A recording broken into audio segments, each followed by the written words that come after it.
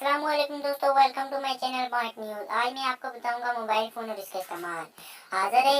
असर हाज़र की इजाद। मोबाइल फ़ोन असर हाज़र के हैरान को निजात है। इसकी वजह से दुनिया में हज़ारों मील के फासले पर बैठे शख्स से गुफ्तगू की जा सकती है और यूं ही तवील फासला गुफ्तगू के जरिए सिमट जाता है। अफादियत।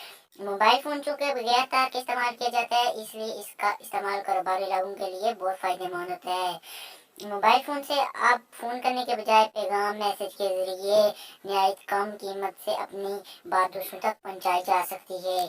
मोबाइल फ़ोन के ज़रिए एक दूसरे के पल पल की ज़िंदगी और मशागत व मसरूफियत से आगाही हासिल की जा सकती है। अगर कोई ज़रूरी मालूमात किसी से शहर या मुल्क से जानना चाहता तो एक फ़ोन करके उसको हासिल किया जाता है। बीमार की बीमार पुरसी की जा सकती है। तलबा अपनी पढ़ाई में एक दूसरे से मदद ले सकते हैं। घर से दूर प्रदेश में बैठे अफराद अपने घर वालों से बआसानी रब्ता कर सकते हैं। मोबाइल फ़ोन के जरिए घर से दूर बैठे रिश्तेदारों को घर में मुनक्कद तकरीब बराह रास्त दिखा सकते हैं। हमें किसी भी बैरूनी मुल्क, शहर या चीज़ के बारे में मालूमात दरकार हो तो वो हमें इसके ज़रिए मिल जाती है। इसमें कुरान भी पढ़ा और सुना जा सकता है। तहकीकी कामों करने वालों के लिए बार बार कुतुबखाने के चक्कर नहीं काटने पड़ते।